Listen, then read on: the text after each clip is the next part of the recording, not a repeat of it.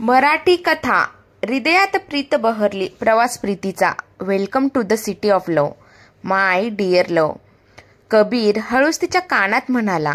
त्या थंड वातावरणात त्याचे गरम श्वास तिच्या शरीरात नवचेतना निर्माण करून गेले.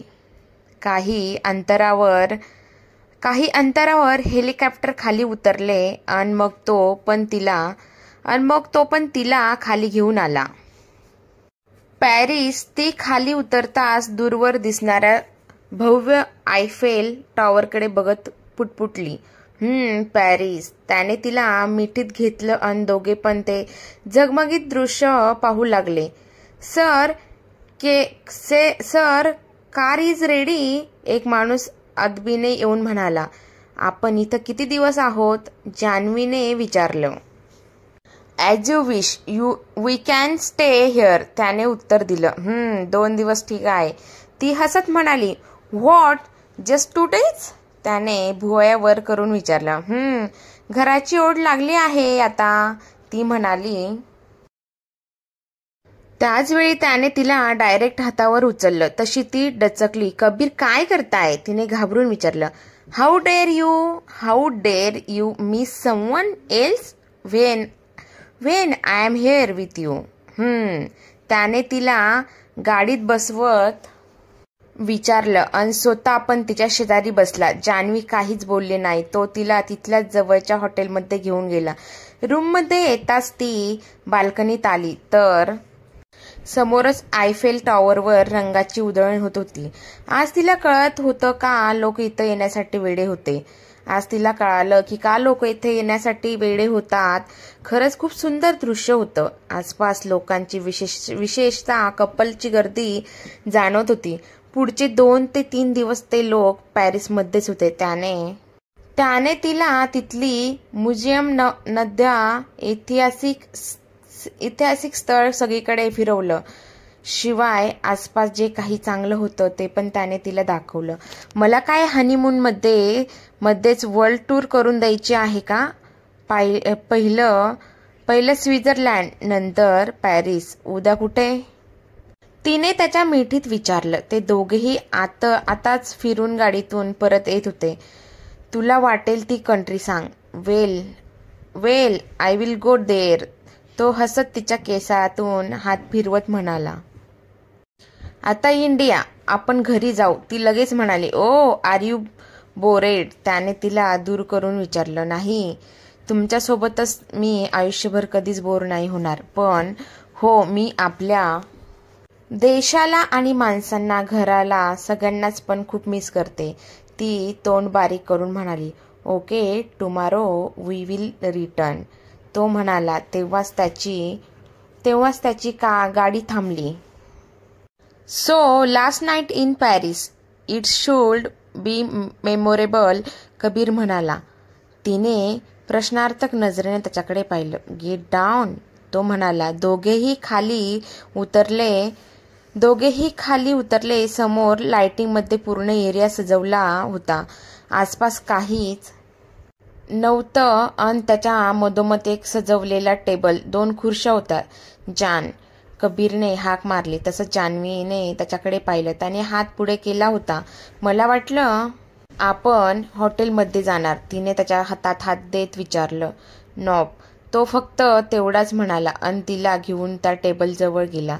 गुलाबाच्या पाकळ्यांनी तो टेबल सजवत होता. मधोमध वाईन आणि 2 ग्लास होते. तुम्ही ड्रिंक करणार आहात? तिने थोडा आश्चर्याने विचारलं.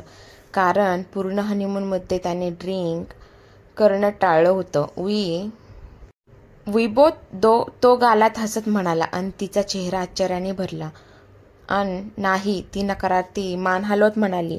एस, तो हसत म्हणाला. मी नाही, ती तोंड बारीक करून म्हणाली. पण तेवढ्याच वेळात तो तिला तिथं घेऊन गेला होता. त्याने तिच्यासाठी खुर्ची मागे घेतली. ती तिथं जाऊन बसली आणि समोरच्या बॉटलकडे बघू लागली. त्याने ती बॉटल ओपन केली आणि दोघांचे ग्लास भरले. मला खरंच प्यावं लागेल? तिने हळू आवाजात विचारलं. येस, त्याने ग्लास उचलून तोंडाला लावत उत्तर दिलं. जान्हवीने आता एक दीर्घ श्वास घेतला आणि ग्लास हातात घेतला. तिने डोळे बंद केले आणि पटकन तो ग्लास तोंडाला लावून घटाघट 2-3 घुटके घेतले. पण चव पाहून ती थांबली आणि तिने गोंधळून कबीरकडे पाहिले. तो गालात हसत होता. हे ड्रिंक नाही, ती पुन्हा एक घोट घेत म्हणाली.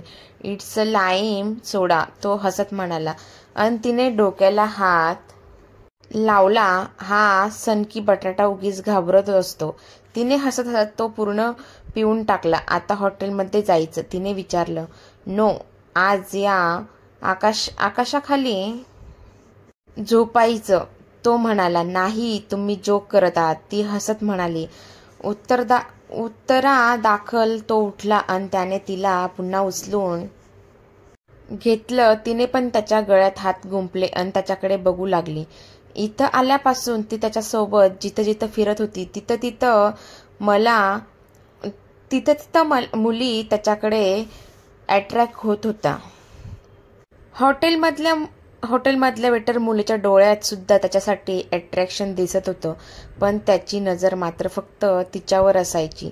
तसंही तो अगोदर पण कुठल्याच मुलींना भाव देत नव्हता, पण तरीही त्याच्या गर्लफ्रेंड होत्या.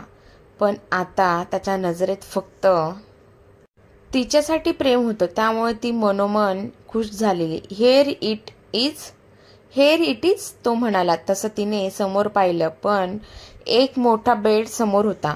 त्यावर पांढरा चादरी होत्या. बेडच्या आसपास पूर्ण कॅन्डललेस ठेवल्या होत्या.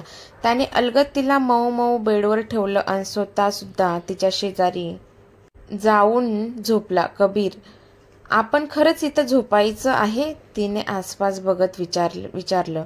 श त्याने तिला मिठीत घेतलं आणि वरती इशारा केला. तिने पाहिलं. आकाशात पूर्ण चंद्र आणि ताऱ्यांनी भरलेलं एका वेगळ्याच विश्वात आल्याची फिलिंग येत होती. ती काही वेळ तिकडेच बघत होती, पण नंतर थंड वाऱ्यांची झुळूक अंगावर काटा आणत होती. त्यात त्याची उबदार मिठी हवीशी वाटत होती. ती त्याला जास्तच बिलगली. जान, त्यानं हाक मारली. तिने त्याच्याकडे पाहिलं. लव्ह यू, तो म्हणाला आणि पुढे झाला. आता तो काय करणार ते त्याच्या डोळ्यात स्पष्ट दिसत होतं. तिने त्याच्या छातीवर हात दाबत तिथंच थांबवलं. कबीर, असं खुलेआम मला ठीक नाही वाटत, ती अडखळत म्हणाली. Don't worry, no one is here, तो म्हणाला आणि त्याच वेळी त्या बेडच्या चारी बाजूंनी पांढरे पडदे खाली आले. आता तो बेड पूर्ण पॅक झाला. नाव ओके, त्याने तिच्या गालावर हात ठेवत विचारलं. तिने हसून मानेने होकार दिला. तो लगेच तिच्यावर झुकला आणि तिच्या मानेवर गळ्यावर पॅशनेटली किस करू लागला. हळूहळू त्याच्या स्पर्शाने ती जबरदस्त उत्तेजित झाली. दोघं ही आता पूर्ण जग विसरून एकमेकांच्या सहवासात हरवून गेले. आजची रात्र त्याच्या हनीमूनची शेवटची रात्र होती आणि दोघेही पूर्ण एन्जॉय करत होते. त्यांचा बेभान करणारा स्पर्श आणि त्यामुळे तिच्या तोंडून पडणारे हलके उसासे त्या तंबूमधून सुद्धा बाहेर पडत होते. पण त्या एरियाच्या जवळपास यायला बंदी होती. खूप दूरवर चारी बाजूला त्याच्या बॉडीगार्ड्सच्या गाड्या होत्या. ते लोक सकाळ होईपर्यंत तिथंच थांबणार होते. उद्यापासून भारतात आले की सगळं डेली रुटीन सुरू होणार होतं. कबीर त्याच्या ऑफिसमध्ये बिझी होणार होता आणि जान्हवीला पण ऑफिस जॉईन करायचं होतं. शिवाय गंगा आजीला भेटायचं होतं. अजून बरंच काही करायचं होतं. पण सध्या तरी ते दोघे पण हे सगळं विसरून एकमेकांत हरवले होते.